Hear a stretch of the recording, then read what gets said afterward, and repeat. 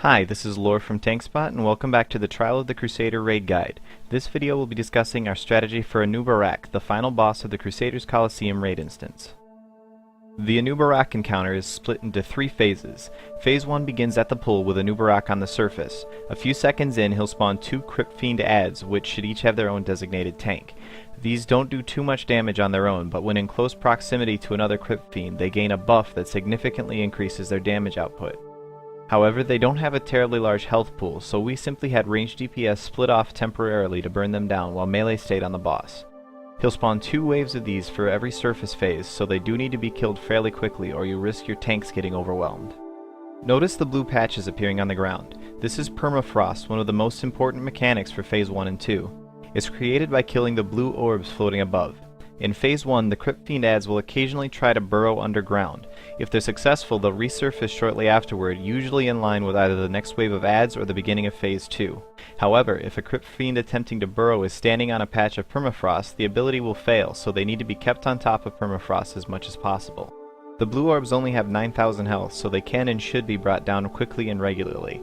Note that the permafrost also slows your movement speed by 80%, but we didn't find that to be particularly troublesome.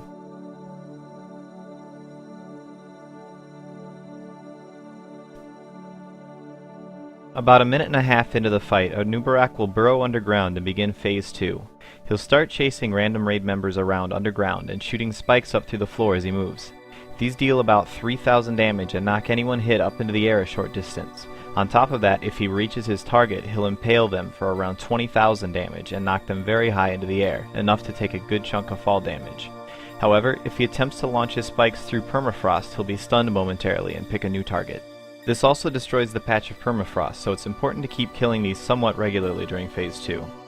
As he's chasing people around, several non-elite scarabs will spawn around the room. These have a little over 100,000 health, and although they don't do very much melee damage, they can apply a fairly potent damage over time effect. This effect stacks, so it's best to just have your DPS burn them down as they spawn and not worry too much about tanking them.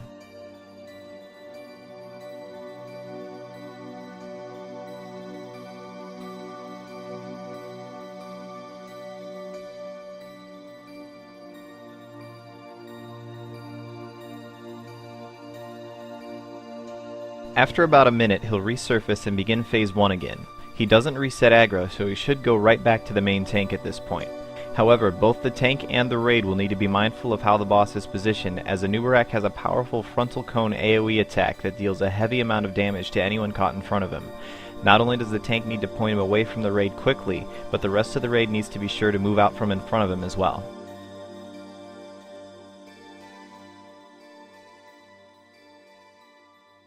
The majority of the fight is spent alternating between the surface and burrow phases. Making the most of the time he spends on the surface is crucial, as you'll only be able to go through 3 or 4 rotations before you risk running into his 10-minute enrage timer.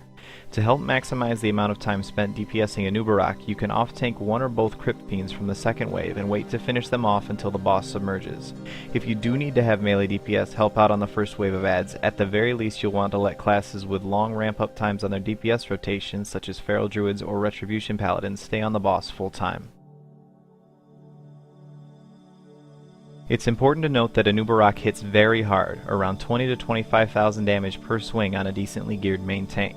On top of that, while he's on the surface, he can hit up to 3 random raid members with an 18-second damage over time effect called Penetrating Cold.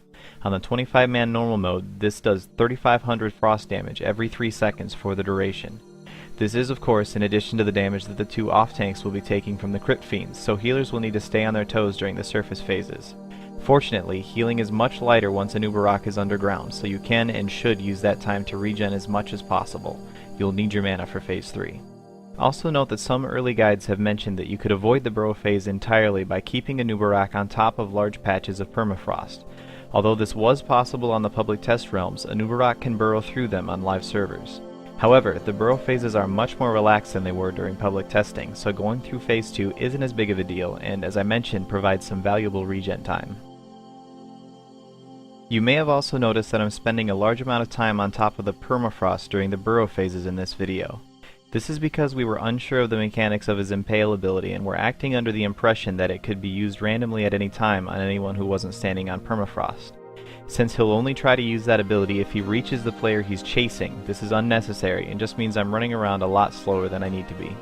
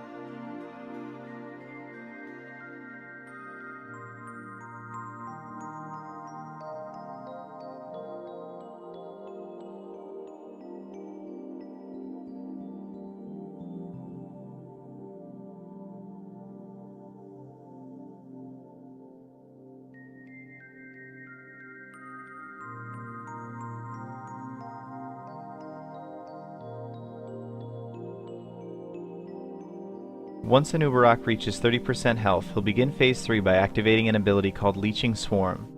This is a zone-wide aura that causes each player to take damage equal to 10% of their current health every second. You'll need very strong AoE healing to keep everyone alive here, but it's important to recognize that the amount of damage taken depends on how much health a player currently has and not the size of their health pool.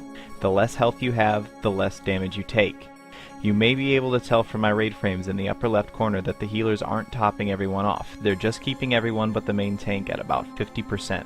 By doing so, they actually reduce the amount of damage the raid is taking and keep themselves from being overwhelmed. Once Phase 3 has begun, Anub'Arak will no longer burrow underground and no more adds will spawn. The fight becomes a DPS and survival race at this point. You need to kill him before your healers run out of mana. Like with the Phase 2 transitions, you can temporarily ignore Crypt Fiends to push them into Phase 3, but they should be killed off immediately afterward to lighten the load on the healers. Once everyone's attention is on the boss, use any available cooldowns, including Bloodlust or Heroism, to bring him down quickly.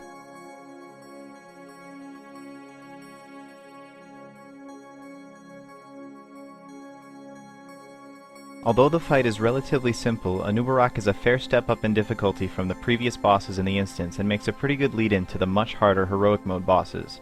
As always, you can find more information on Anub'Arak or any other encounter by visiting the Project Marmot forums at tankspot.com. If you're watching this on YouTube, just follow the link in the movie details. Thanks for watching, and good luck!